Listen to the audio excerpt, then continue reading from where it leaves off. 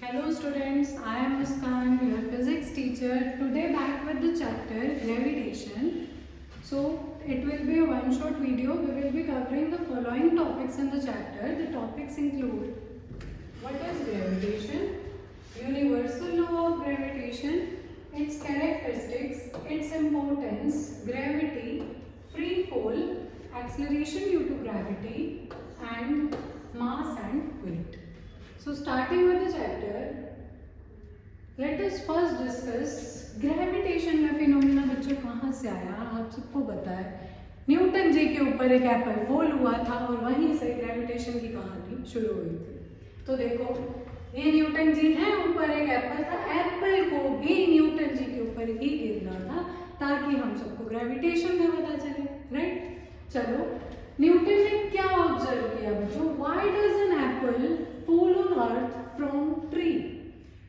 Tree से Apple अर्थ की तरफ ही क्यों फॉल होता है, because earth attracted toward itself. Apple इसलिए फॉल होता है क्योंकि अर्थ एप्पल को अपनी साइड अट्रैक्ट करती है।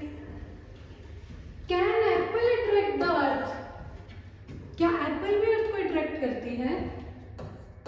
इसका आंसर है yes. How, why? Why then apple don't go towards the earth? Apple earth को अट्रैक्ट कर रही है, अर्थ भी एप्पल को अट्रैक्ट कर रही है, तो एप्पल ही अर्थ की तरफ क्यों आता है, अर्थ एप्पल की तरफ क्यों नहीं जाती है? ये जानने के लिए कमेंट करें। न्यूटन ने क्या सजेस्ट किया बच्चों, सभी ऑब्जेक्ट्स जो इस यूनिवर्स में हैं वो एक दूसरे को अट्रैक्ट करते हैं। क्या करते हैं? एक दूसरे को अट्रैक्ट करते हैं। अट्रैक्शन का फिनोमिना तो यूनिवर्स फॉलो करता है। This force of attraction is called gravitational force. Basically बच्चों ग्रेविटेशनल फोर्स क्या है? एक फोर्स ऑफ अट्रैक्शन है किन्हीं भी दो ऑब्जेक्ट्स के बीच में, और इस यूनिवर्स में हर बॉडी एक दूसरे को अट्रैक्ट करती है, ठीक है। All the objects in this universe attract each other and this force of attraction is called gravitational force. I hope it is clear to you. अब है Newton's universal law of gravitation. अब gravitation law को universal law of gravitation क्यों कहते हैं, ये भी एक क्वेश्चन आता है। क्योंकि बच्चों ये यूनिवर्सल प्रिंसिपल है, पूरा यूनिवर्स इसे फॉलो करता है। Every two objects, every object in universe attract each other, ठीक है। इसे यूनिवर्सल लॉ ऑफ ग्रेविटेशन इसलिए कहते हैं। अब यूनिवर्सल लॉ ऑफ ग्रेविटेशन कहता क्या है? यूनिवर्सल लॉ ऑफ ग्रेविटेशन बच्चों कहता है जो फोर्स ऑफ ग्रेविटेशन है वो directly proportional to product of masses of two objects है। कि पहली बॉडी का मास अगर, या पहले ऑब्जेक्ट का मास m1 है, सेकेंड का m2 है, तो वो फोर्स डायरेक्टली प्रोपोर्शनल होगा m1 एंड m2 के, और इनवर्सली इक्विटेबल होगा square of distance between their centres. Let us suppose ये दो बॉडीज हैं, body A and body B, इसका मास m1 है, इसका मास m2 है, और इन दोनों के बीच का जो सेपरेशन है फ्रॉम सेंटर्स वो r है। तो न्यूटन का gravitation, universal law of gravitation क्या कहता है कि F is directly proportional to m1 m2 and F is inversely proportional to 1/r²। यहां से आपके पास लॉ ऑफ फॉर्मूला आ जाता है ग्रेविटेशन का, that is F is equal to G m1 m2 by r²। क्या फॉर्मूला आ जाता है बच्चों? G is equal to m1 m2 by r²। G r आपका स्क्वायर है, G m1 m2 by r²। जहां पर अब मैम ये G कहां से आया बच्चों? देखो ये प्रोपोर्शनल में जाएंगे तो प्रोपोर्शनलिटी हटाने के लिए कोई ना कोई कांस्टेंट इंट्रोड्यूस होता है, that constant is G। That constant is G। G क्या है? Universal gravitational constant. क्या है G? Universal gravitation constant.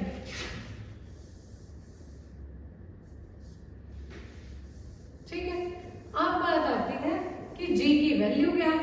जी की वैल्यू है बच्चों 6.67 into 10⁻⁻11 newton metre square by KG square. ठीक है, ये जी की आपकी वैल्यू होती है, ये यूनिवर्सल कांस्टेंट है। अब इस कांस्टेंट, ये कांस्टेंट रिप्रेजेंट क्या करता है बच्चों? देखो मैं आपको इधर बताती हूँ, अगर आपको जी को सेपरेट कर लो वन साइड पे, तो आपका जी ये देखो, मैं बताती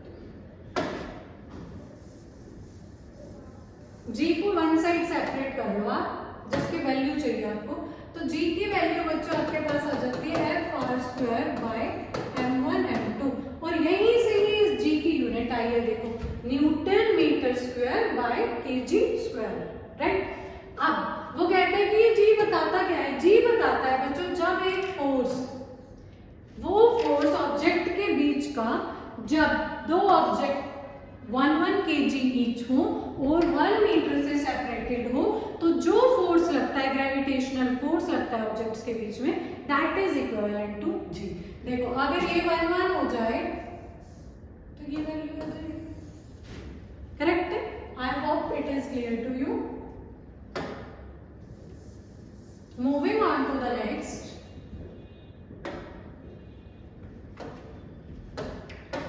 कैरेक्टरिस्टिक्स ऑफ ग्रेविटेशनल फोर्स। अब ग्रेविटेशनल फोर्स तो पता चल गया, एक ऐसा फोर्स ऑफ अट्रैक्शन है जो यूनिवर्स में हर दो बॉडीज के बीच में लगता है, और यूनिवर्सल लॉ ऑफ ग्रेविटेशन क्या कहता है कि कोई भी दो बॉडीज हैं तो उनके बीच में जो फोर्स लगेगा that is proportional to product of their masses, that is m1 m2, and inversely proportional to the square of distance between them. तो यहाँ से हमारे पास फोर्स का तो फॉर्मूला आ गया है Gm1 m2 by r², where G is universal gravitation constant। अब बच्चों ग्रेविटेशनल फोर्स की कुछ कैरेक्टरिस्टिक्स है। एक तो ये यूनिवर्सल अट्रैक्शन है कि यूनिवर्स में हर ऑब्जेक्ट के बीच में लगता है जिन बॉडीज के पास भी मास है, ठीक है। और line of action, it act along the line joining the centres of masses. Gravitational force कहाँ लग रहा था बच्चों? Line joining the centre of masses, ठीक है। और ये न्यूटन्स का थर्ड लॉ भी फॉलो करता है। न्यूटन का थर्ड लॉ क्या कहता है? Every action has equal and opposite reaction. तो जितना ये बॉडी इस पे ग्रेविटेशनल फोर्स लगा रही है, उतना ही ये बॉडी भी उसे उतने ही ग्रेविटेशनल फोर्स से अट्रैक्ट कर रही है, ठीक है। तो this is equal and opposite on both objects. Inverse square law follow करते हैं, ये आर स्क्वायर की वजह से ये इनवर्स स्क्वायर लॉ फॉलो कर रहे हैं। Dependence on mass, m1 m2 पर डायरेक्टली प्रोपोर्शनल है तो डिपेंडेंट है। The force increases with greater mass, सही बात है। Long range, it has an effect over long distances, long range पर भी इसका इफेक्ट होता है, ठीक है। ये सब क्या थी बच्चों? Characteristics of GF, gravitational force. अब बात आ जाती है ग्रेविटेशनल, यूनिवर्सल ग्रेविटेशन लॉ की इंपॉर्टेंस क्या है, ये कहाँ फिनोमिना में देखने को मिलता है बच्चों। ये आपको phenomenas as anchors to earth भी मिलता है। देखो कोई भी ऑब्जेक्ट है वो अर्थ पर ही फॉल करता है, it keeps grounded on earth. आज हम भी ग्राउंडेड है अर्थ के साथ, that is due to gravitational force. Planetary orbits, planet जो है सन के अराउंड ऑर्बिट लगा पा रहे हैं, ये भी किस फिनोमिना पे बेस्ड है बच्चों? Centripetal force with the gravitational force का फिनोमिना, कि दोनों काउंटर बैलेंस करके ही हमारे प्लैनेट्स रेवोल्यूशन ले पा रहे हैं सन के अराउंड। टाइड्स की अपीयरेंस भी बच्चों किसका फिनोमिना है? यूनिवर्सल ग्रेविटेशनल फोर्स का। ऑल्सो इसमें कुछ और भी मेन फिनोमिनाज हैं, for example rainfall and snowfall are also common phenomenas observed on the basis of universal gravitational force, ठीक है। I hope it is clear to you. Moving on to the next, gravitation और gravity। आधे बच्चों को तो यही नहीं पता इनमें डिफरेंस। मैम ग्रेविटेशन क्या होता है? ग्रेविटी भी तो वही होती है बच्चों। ग्रेविटेशन एक फोर्स ऑफ अट्रैक्शन है जो कोई भी दो ऑब्जेक्ट्स के बीच में लगता है इन दिस यूनिवर्स। जैसे मून और अर्थ के बीच में, मून और सन कह लो, अर्थ और सन कह लो, कोई भी प्लैनेट है एंड दैट सन, जो यूनिवर्स के लिए एप्लीकेबल है ये फोर्स, तभी तो इसको यूनिवर्सल लॉ कहते हैं ग्रेविटेशन का। तो ग्रेविटेशन यूनिवर्सली एप्लीकेबल है। क्या है? एक फोर्स है, फोर्स ऑफ अट्रैक्शन है किन्हीं भी दो ऑब्जेक्ट्स के बीच में in this universe. But gravity में अब क्या फर्क है? ग्रेविटी वो फोर्स ऑफ अट्रैक्शन है अर्थ के और ऑब्जेक्ट्स के बीच में। जैसे एप्पल का अर्थ पर फॉल होना इज ग्रेविटी, और gravity is a special case और फिनोमिना ऑफ ग्रेविटेशन। ग्रेविटेशन का ही एक स्पेशल केस ग्रेविटी है। ग्रेविटी में हमारी कंसीडरेशन क्या है बच्चों? Earth and the other material objects, right? जबकि ग्रेविटेशन एक यूनिवर्सल कॉन्सेप्ट है। ग्रेविटी एक लोकलाइज्ड इफेक्ट है अर्थ के ग्रेविटेशनल पुल का। करेक्ट है बच्चों? आई होप यहाँ तक आप सबको क्लियर होगा ग्रेविटेशन और ग्रेविटी में difference, right? Moving on to the next. अब है फ्री फॉल। क्या होता है? Motion under the gravity alone. किसी भी ऑब्जेक्ट पे अगर ग्रेविटेशनल फोर्स के अलावा कोई और फोर्स नहीं लग रहा है तो बच्चों हम उसे क्या कहते हैं? Free fall. क्या कहते हैं? Free fall. Motion under gravity. Free fall alludes to the motion of an object subjected to the force of gravity. ऐसे ऑब्जेक्ट्स, ऐसा मोशन ऑब्जेक्ट का जिस पे सिर्फ ग्रेविटेशनल फोर्स लग रहा है, करेक्ट? उसके बाद this occurs when an object drops from rest. किसी भी ऑब्जेक्ट को आप रेस्ट से ड्रॉप कर दो या उसे आप डाउनवर्ड थ्रो करो। लेट अस सपोज अगर मैं इस पेन को नीचे थ्रो करती हूँ, अगर इस पे सिर्फ ग्रेविटेशनल फोर्स लग रहा है तो it will be considered as free fall. ठीक है बच्चों? The equations of motion under gravity are. देखो बच्चों, इक्वेशंस ऑफ मोशन क्या थी? v is equal to u plus at, s is equal to ut plus half at square, v square minus u square is equal to 2as। तो gravity में क्या फर्क आ जाएगा? a को आप किससे रिप्लेस कर देंगे? g से। किससे रिप्लेस कर देंगे? g से। और बॉडी की टेंडेंसी क्या है बच्चों? डाउनवर्ड फॉल होने की। तो जब मोशन डाउनवर्ड होगा तो आप g को क्या लेंगे? पॉजिटिव, और अपवर्ड केस में आप क्या लेंगे? g को नेगेटिव। क्लियर है न्यूमेरिकल्स में? तो यहाँ से तीन इक्वेशन आ जाती है बच्चों हमारे पास। v is equal to u plus gt, s भी लिखते हैं डिस्प्लेसमेंट, या कुछ बुक्स में h भी है बच्चों, ut plus half gt square। Third one is v square minus u square is equal to 2gs या 2gh। क्लियर है? h is the height, u क्या है, g क्या है, t क्या है बच्चों, ये आपको अच्छे से पता है। u इज फाइनल वेलोसिटी,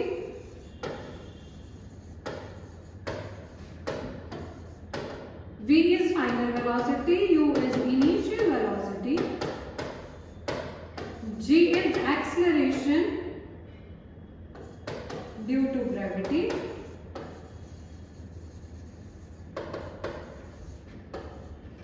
ठीक है, and t is time।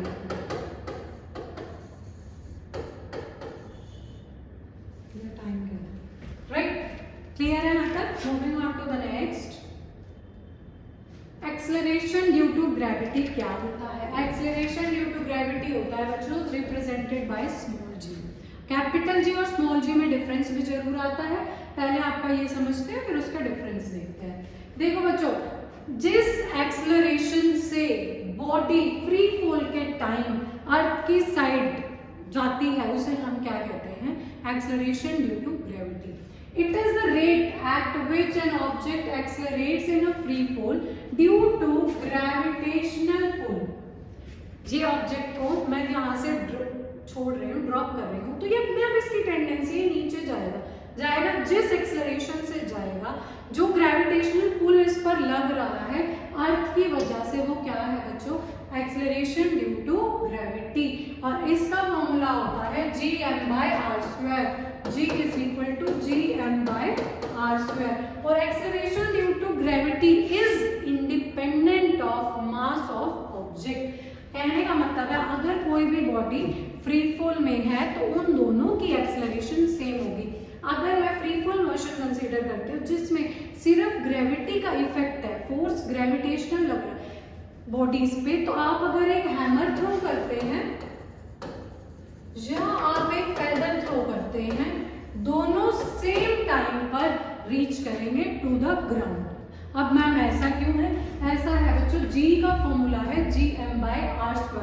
It is independent of mass of object. ठीक है, अब जी कैपिटल जी क्या है मैम? यूनिवर्सल ग्रेविटेशनल कांस्टेंट है, एम मास ऑफ अर्थ है, आर रेडियस ऑफ अर्थ है।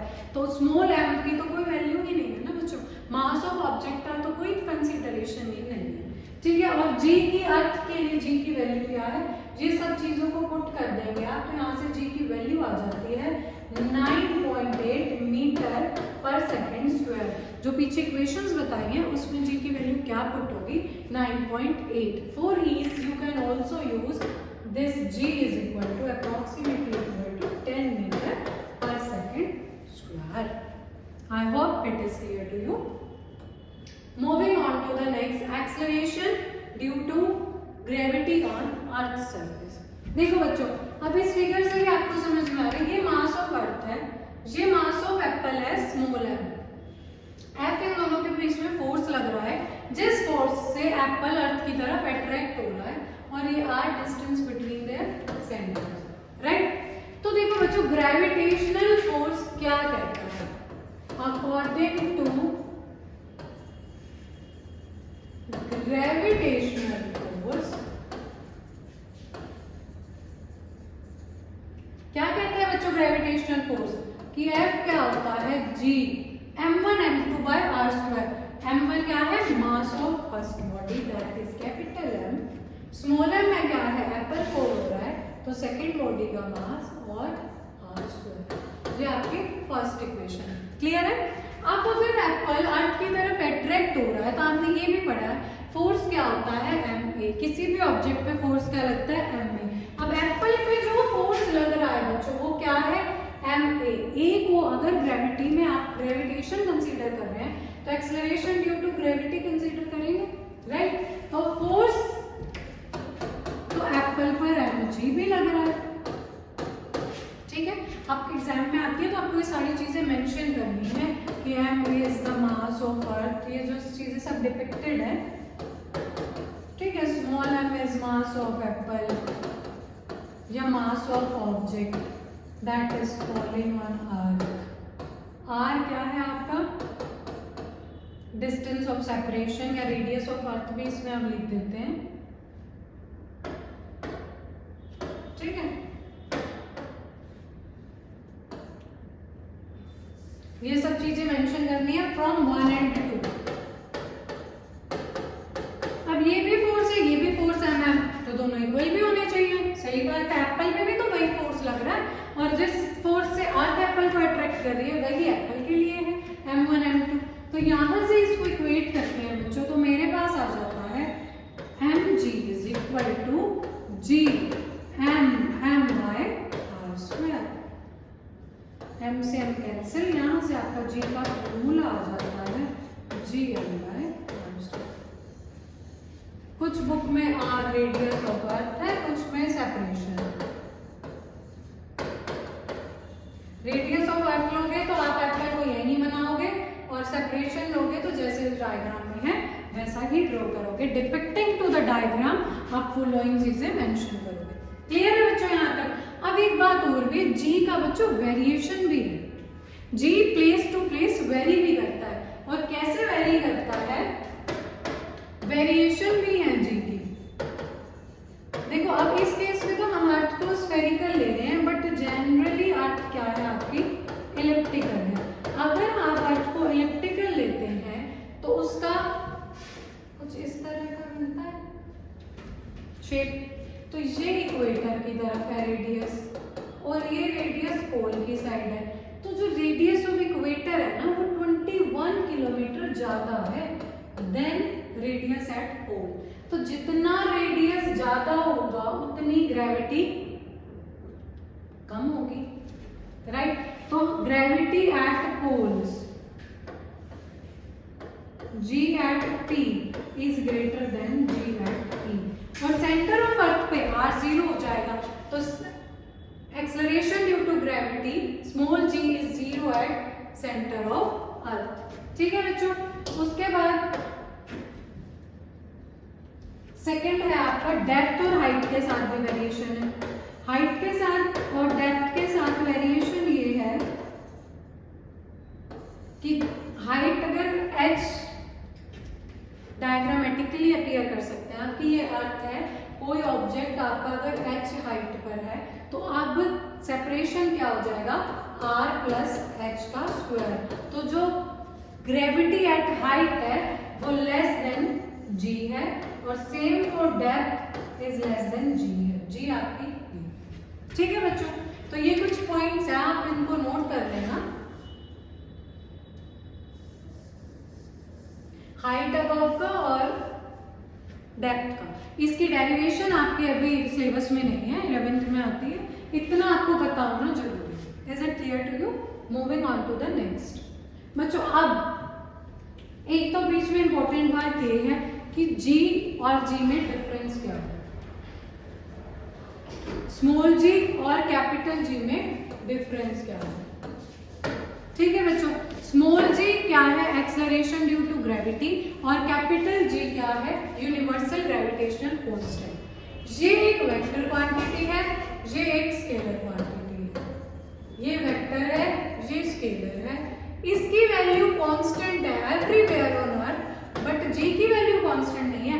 सेंटर पर 0 है, हाइट पर कम हो जाती है, इक्वेटर पोल्स पर ज्यादा है, इक्वेटर पर कम है, तो G की वैल्यू में वेरिएशन है फ्रॉम प्लेस टू प्लेस। और सेंटर ऑफ अर्थ पर स्मॉल g 0 होता है लेकिन कैपिटल G नॉन जीरो होता है। ठीक है, तो ये सब कुछ बेसिक डिफरेंसेस है जो आपको पता होने चाहिए between small g and capital G। ठीक है बच्चों,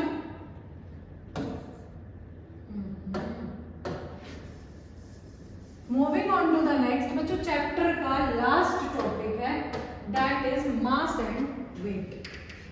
मास क्या होता है, वेट क्या होता है, और इन दोनों में डिफरेंस क्या है। मास और वेट अलग अलग होता है, आज पता चल जाएगा। ठीक है, अब मास क्या होता है बच्चों कि आपकी बॉडी में कितना मैटर कंस्टिट्यूटेड है, that amount of matter in an object, किसी भी ऑब्जेक्ट में मैटर कितना है, दैट मीन्स ये एक कांस्टेंट क्वांटिटी है। ठीक है, रिगार्डलेस ऑफ लोकेशन, आप कहीं भी चले जाओ आपकी बॉडी का मास उतना का उतना ही रहेगा। और मास को बच्चों मेजर करते हैं केजी में। कैसे मेजर करते हैं, किलोग्राम में, और ऐसे ही सिस्टम में केजी में मेजर होता है। मास एक स्केलर क्वांटिटी है और हमेशा पॉजिटिव है। ठीक है, लेकिन अब वेट क्या है, वेट एक वो फोर्स है जिसकी तरफ से अर्थ हमें जिस ग्रेविटेशनल पुल से अपनी तरफ अट्रैक्ट करती है। The gravitational force exerted by Earth on an object is called weight.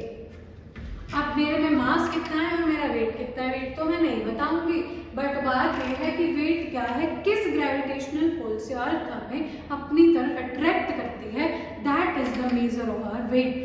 तभी हमारा वेट अर्थ पर ज्यादा है और मून पर कम है। मैं तो मून वाला प्रेफर करूंगी क्योंकि मून पे भी तो वेट वही है। अब अर्थ की ग्रेविटी 1/6 टाइम्स है, मून की gravity compare to earth 1/6 times है, तो हमारा वेट वहां पे डिवाइडेड बाय 6 टाइम्स कम इसीलिए हो जाता है। समझ में आ गई, क्योंकि वहां पर ग्रेविटी है।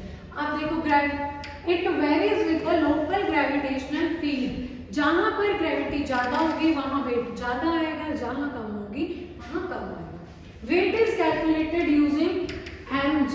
वेट का फॉर्मूला क्या है, w is equal to mg। m क्या है, mass of body, matter in you, and g क्या है, वहां की एक्सेलरेशन ड्यू टू ग्रेविटी, कि किस फोर्स से अर्थ हमें अपनी तरफ अट्रैक्ट कर रही है। ठीक है बच्चों, अब बात है कि once on moon an object weighs about its weight on earth, weighs about 1/6 time. ठीक है, of its weight on earth due to moon's weaker gravity. Moon में ग्रेविटी वीक है अर्थ के कंपेयर में। अगर अर्थ में g है तो मून में g/6 है। ये अगर अर्थ की है तो ये g/6, this is eight moon. अब देखो, इस फिगर से भी आपको समझ में आ रहा है कि कि अगर किसी बॉडी में मास 10 kg है, वो 10 ही वेइंग स्केल पे आ रहा है, तो उसका वेट कितना है 98 न्यूटन, क्योंकि वेट क्या होता है mg, 10 मास है और g कितना है आपका 9.8, तो कितना वेट है 98 न्यूटन। और वेट की यूनिट क्या है न्यूटन, मास की यूनिट क्या है kg। It was your complete chapter gravitation. I hope it is clear to you. Thank you. Please subscribe, follow and like the video. Thank you.